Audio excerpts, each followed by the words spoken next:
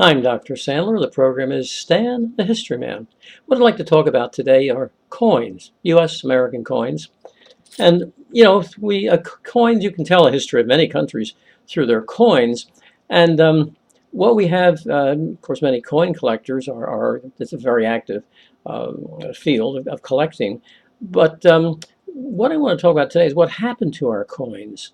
And you have to be a little older maybe to have gone through this. But the younger people don't. They think, well, we have coins. They're the same. They change with new presidents or new dates or something like that, new designs.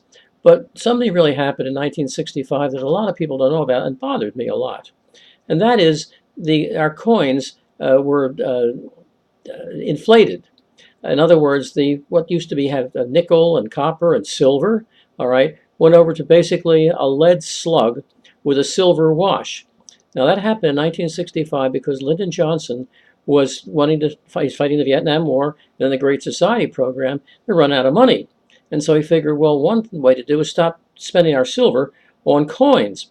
And so this is kind of like the kind of slippery character. I'm not being political here. I'm talking about Johnson, not the party or anything like that. What he did was he said, there's no problem with silver. It's just a more convenient thing to do. And also, if we have to, we can go back to silver coins. And the silver coins will continue to circulate along with the lead slugs. Of course, they didn't call them lead slugs. They said new coins. And, of course, the exact opposite happened. Right away, people snatched up the silver coins.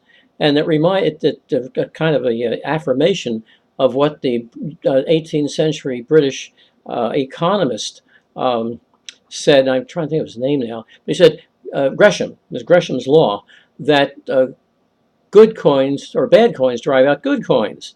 And he saw that back in the days when people would counterfeit the coins.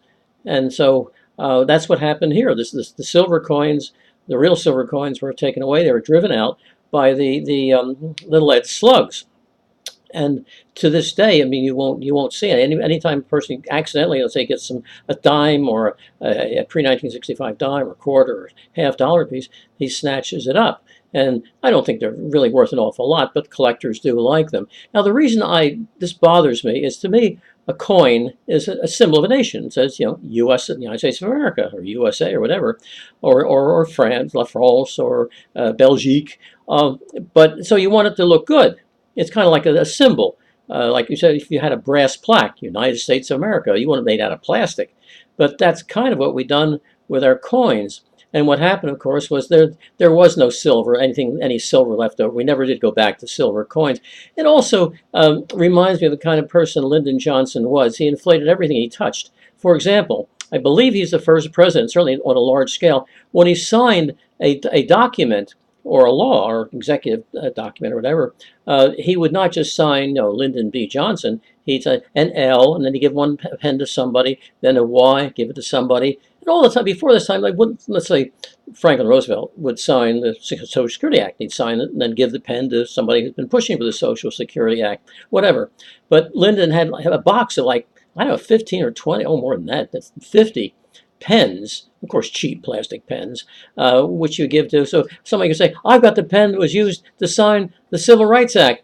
And somebody, yeah, I've got one too, and I've got one too. So it's kind of inflation.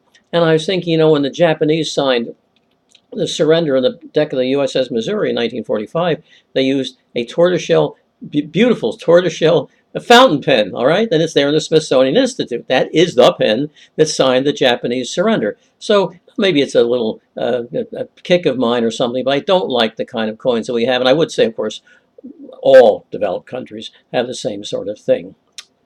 I'm Stanley Sandler. The program is Stan the History Man.